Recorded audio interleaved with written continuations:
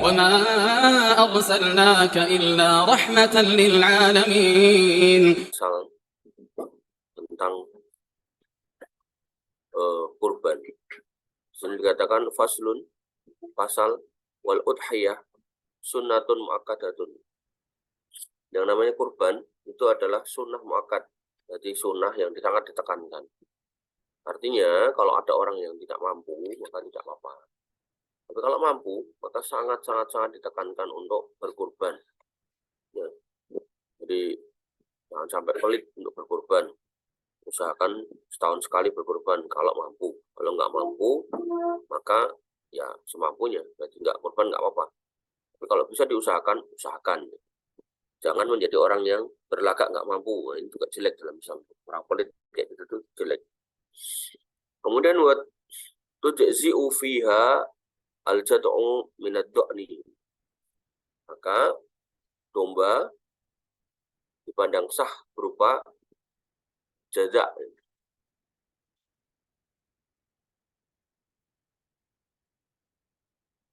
Artinya jazak di sini maksudnya adalah ketika kita menyembelih domba, ya, maka dombanya itu harus jazak. Jazak itu umurnya minimal setahun. Wasaniyu minal mi'zi. Nah, dan kambing dipandang sah jika berupa sani. Sini usianya 2 tahun.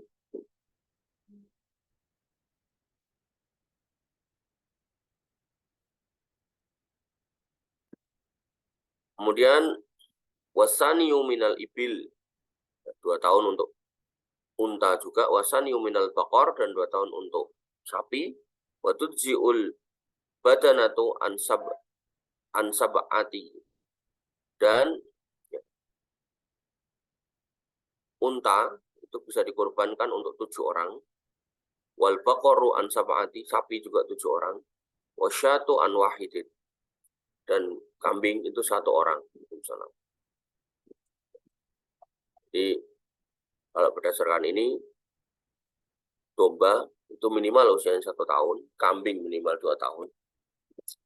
Ini agak beda ya. Kalau kita fikir yang lain, kambing itu malah 6 bulan boleh. Bedanya domba sama kambing itu, kalau domba itu sing bulunya tebel itu biasanya warnanya putih, ya ada juga yang warnanya hitam. Kalau kambing itu yang bulunya tipis kayak rambut gitu.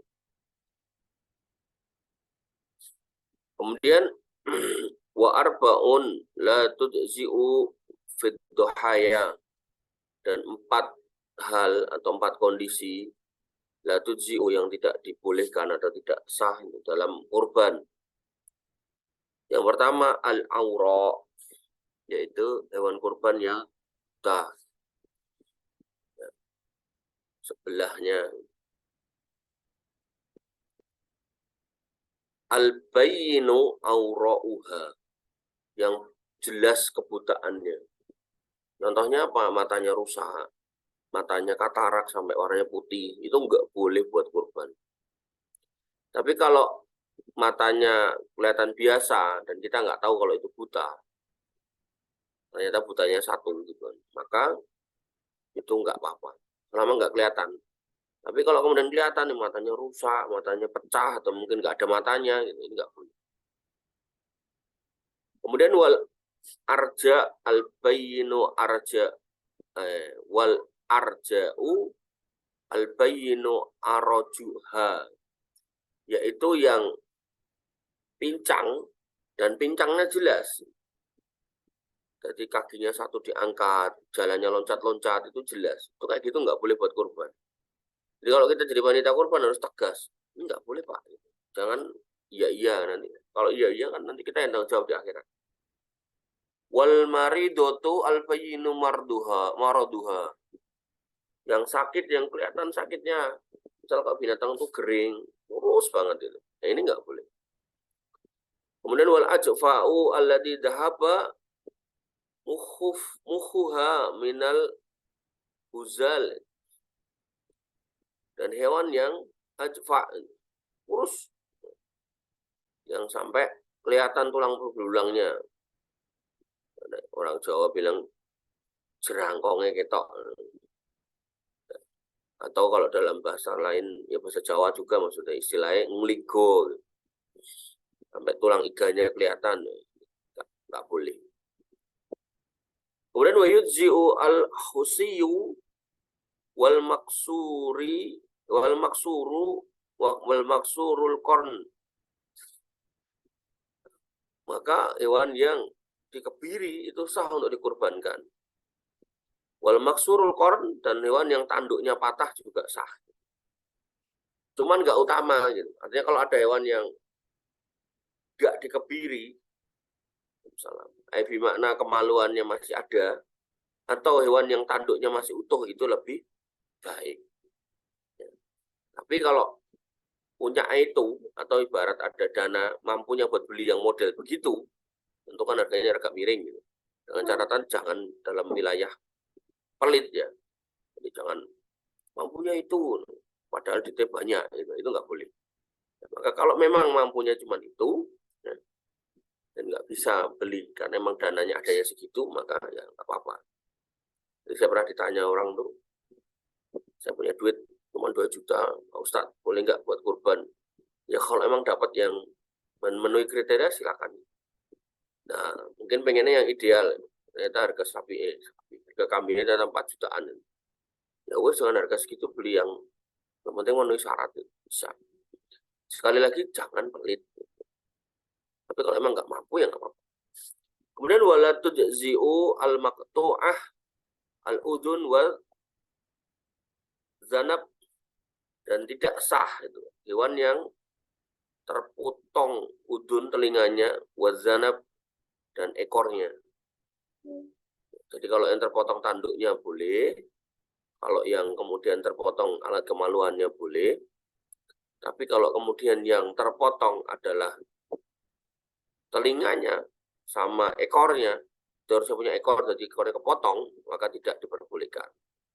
Tapi kalau emang nggak punya ekor, ekornya kecil ya nggak apa-apa. Kemudian waktu dabah, dan waktu kurban min waktu sholatil Id adalah pada waktu sholat Id ditegakkan, artinya mulai di situ. Id di sini tentu Id Idul Adha ya. Ila ghurubi samsi min akhir ayyami tasyrik, yaitu sampai terbenamnya matahari hari terakhir ya, min akhir ayyami tasyrik, hari tasyrik. Jadi kalau mulainya itu 10 Dzulhijjah, maka 11, 12, 13 maghrib itu terakhir. Jadi kalau kamu nyembelihnya 13 Isya, itu udah nggak sah. Allah Ta'ala. Kemudian kita masuk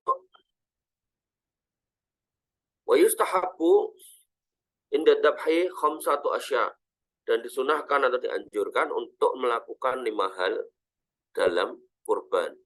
Yang pertama adalah at-tasmiyah, menyembelih dengan menyebut nama Allah. Bismillah. Bismillah.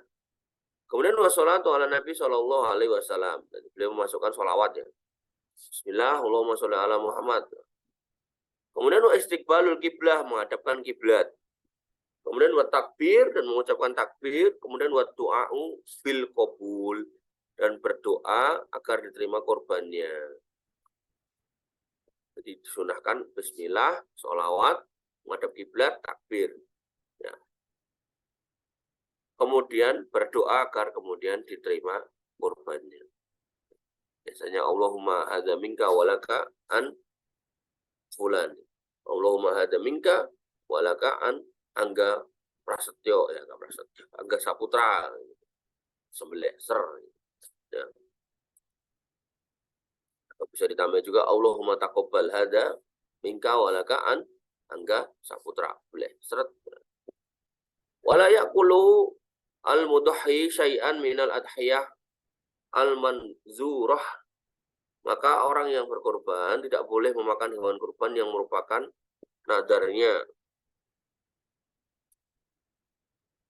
Artinya kalau kemudian ada orang beleh kambing dan konteksnya nadar, saya bernadar akan motong kambing untuk anak-anak yatim di kampung ini, potong kambingnya, bagikan anak yatim, jangan ikut makan. Ini menurut mazhab Syafi'iyah, hewan kambing yang dipotong karena nadar nggak boleh ikut memakannya. Wa yaqulu minal adhiyah al mutatawwi'u minal udhiyati al mutatawwi'i biha, Tapi boleh makan untuk udhiyah yang sifatnya mutatawwi, yaitu sunnah.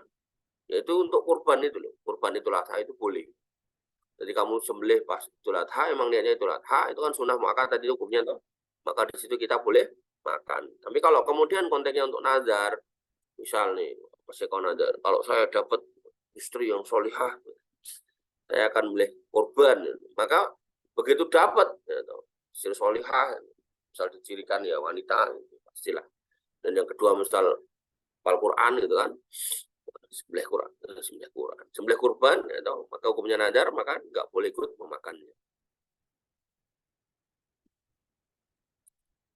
Kemudian wala bai'un minal udhiyah, maaf, wala yabi'u minal udhiyati, maka nggak boleh menjual daging atau menjual bagian-bagian dari kurban. Apakah itu dagingnya, apakah itu kulitnya, apakah itu tanduknya, nggak boleh. Nah, apapun ya. Jadi kalau kamu jadi panitia, oh, kulitnya dijual, jadikan duit kas, nggak boleh. Tapi apa yang harus dilakukan? Wa yut'imul fuqara wal masakin. Semuanya harus dibagikan ya kepada orang-orang fakir dan orang miskin. Tapi kita mau ikut makan boleh. Lah nanti kok sama mereka yang nerima dijual itu udah mereka nggak apa-apa. Gitu ya. Jadi kalau di kampung ada kulit banyak, itu jangan dijual. Bagikan sama orang-orang miskin itu, sama orang-orang yang membutuhkan. Nanti kemudian kalau mereka mau jual, mereka kumpulkan lagi, mereka jual, terserah dia hukumnya. Atau bisa juga diwakilkan ke takmirnya untuk menjual, tapi kemudian nanti hasilnya tetap dikasihkan ke mereka, bisa. Tapi kalau gunakan buat kas masjid nggak bisa.